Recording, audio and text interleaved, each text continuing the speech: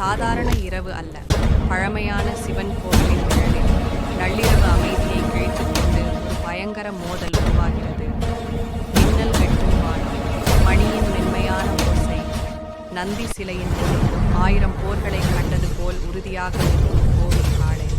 எதிரே காட்டிலிருந்து வழிதவறி வந்த பசியில் எரியும் கண்களுடன் ஒரு சிங்கம். வேட்டை வாசலில் காற்றில் கலக்க சிங்கம் மெதுவாக வட்டமிடுகிறது. காளை மண்ணை உதைத்து தன் சக்தியை எச்சரிக்கையாக அறிவிக்கிறது. ஒரே மின்னல் வெட்டு, அடுத்த நொடி சிங்கம் பாய்கிறது.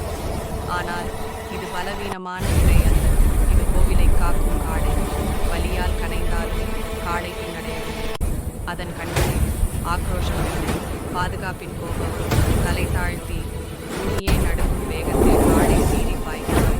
ஒரு நொடியில் சிங்கம் காற்றில் தூக்கி எறியப்படுகிறது. கோவில் தூண் நடுங்குகிறது, சிலைகள் அதிர்கின்றன. இது கடைசி முயற்சி. சிங்கம் மீண்டும் பாய்கிறது. ஆனால் அந்த நொடி காளையின் கொம்புகள் நியாயத்தின் ஆயுதமாக மாறுகின்றன. கர்ஜனை, மூச்சுக்காற்று இரண்டும்